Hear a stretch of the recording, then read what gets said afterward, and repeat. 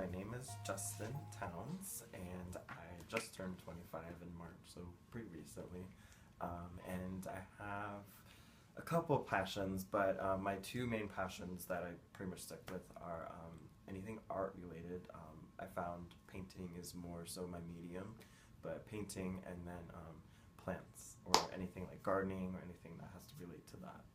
The two combination between art and plants together, like I feel like there is some kind of um, like cohesiveness, but also at the same time, also there are differences. So I really like the combination between the two, and I really do have a passion for them.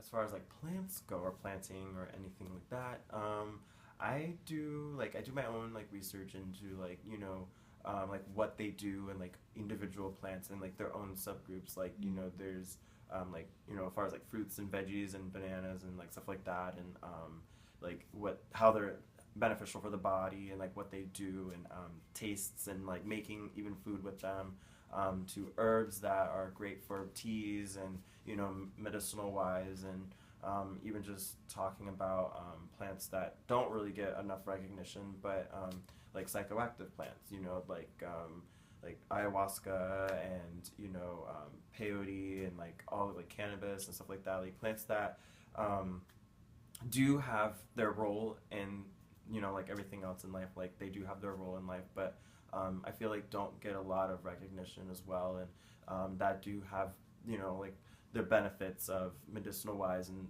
but also those I feel plants are more to be more respected in the sense of having someone that has a better understanding, like a shaman or someone like that, to kind of better give a you know understanding of what it's like. I am right now in Valencia, so I'm taking that online, and it's ethnobotany. I believe that's how you say it, ethnobotany. And it's pretty much the study of culture and how cultures or like indigenous cultures like um, uh, I guess interact or use plants and how they work together and kind of like synergistically, I guess. And whether it be from food to medicine to ceremonial ritual purposes. So and even to like making boats and huts and like their own like way of living, but using plants and how they work all together.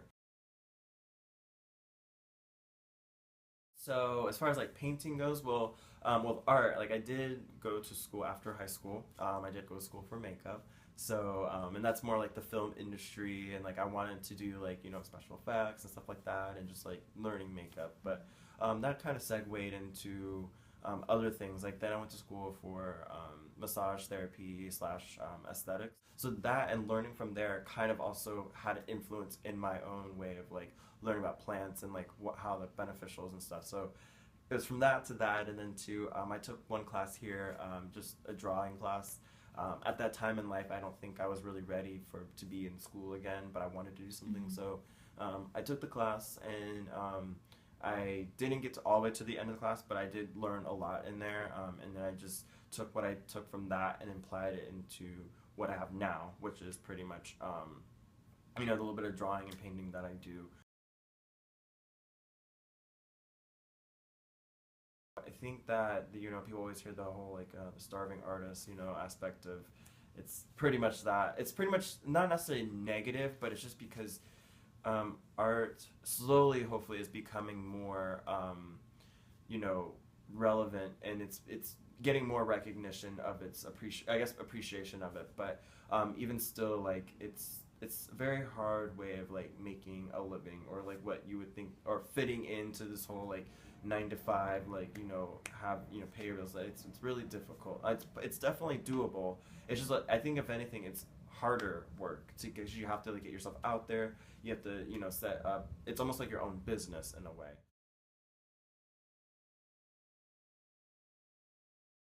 As far as plants go, I think people appreciate it. I haven't really had any negativity as far as that goes. But when it comes to, plants that are like have like psychoactive or if entheogens, that like they kind of look at it as more of like a negative thing because of the negative connotation that the society has put onto it.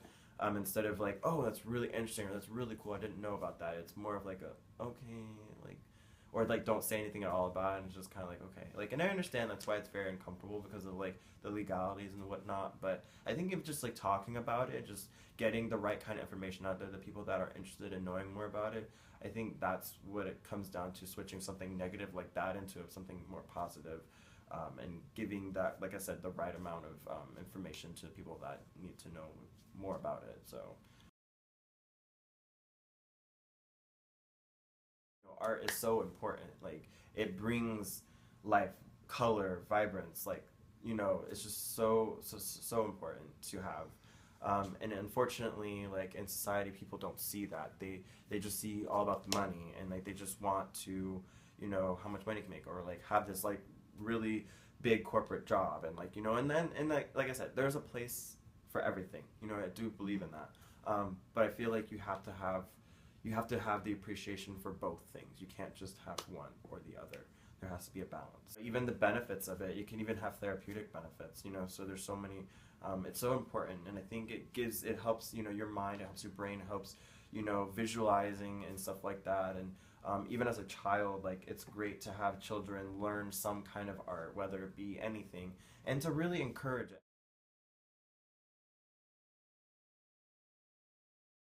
The thing that makes it for me that I know it's a passion and not something else is that with plants and with painting or anything is the start and the finish. I love the idea of having something from nothing to something amazing, you know, to a new plant or to a new piece of art. So, and I think that's what drives me. I think that's what the passion is for me, is the beginning, the end result, the transformation. I guess that's kind of what it is, the transformation from the beginning to the end.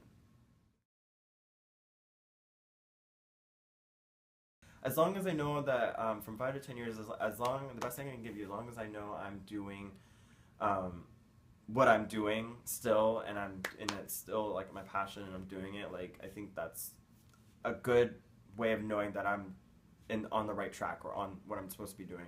But also have some way of influencing, you know, the world in some way, like changing it. And that would be amazing, you know, because I think that's really what it's about, is just like, you know, helping one another out and helping each other.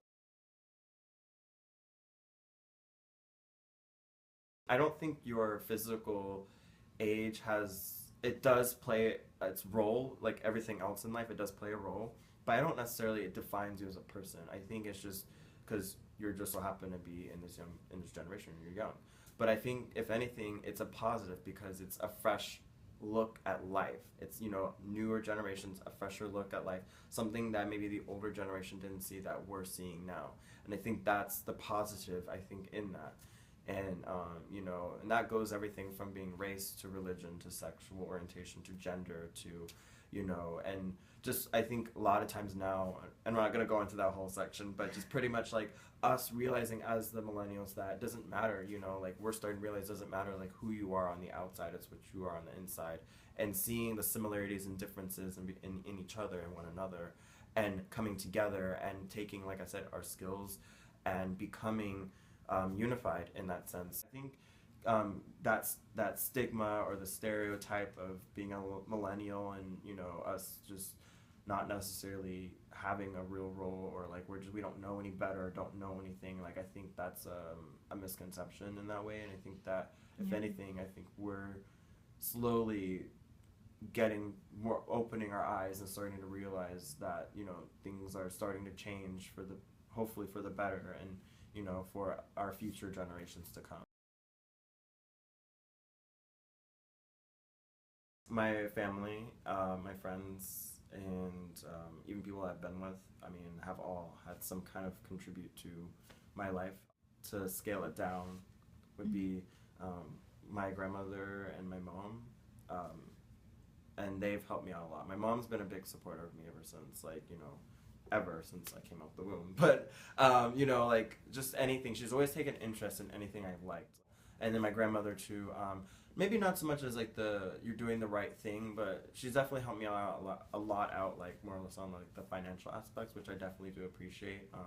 Her helping me, and she does it because she loves me, not because an obligation or whatnot. Like she does it, she wants to see me succeed in my life and do what makes me happy. So that's definitely helped me out a lot. So those are the two big people in my life that definitely, my mom and my grandmother, that helped me out. Just keep practicing, practice, like, practice makes better, like, just keep doing what you're doing. Don't, if you feel like down or whatever, like do something to maybe take your mind off for a little while, but then come back to it and keep going. Like, don't give up. And especially if it's your passion, because like a passion, like I said, feels for me, it could be different for someone else, but for me is like, I just love doing it. Like, you don't have to pay me to do it. Like, I'll just do it because I want to do it.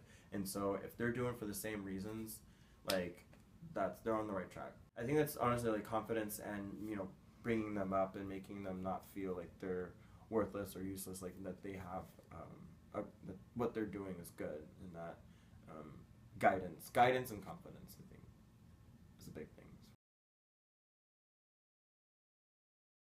Do your research. Do your, especially in, that could be anything, art, plants, whatever, engineering, I don't know, something, science, even if you're more like a spiritual aspect, do your research. Like, find what feels or what vibes well for you, and then once you find that, then look more into it and look in many other places. Don't just look in one spot.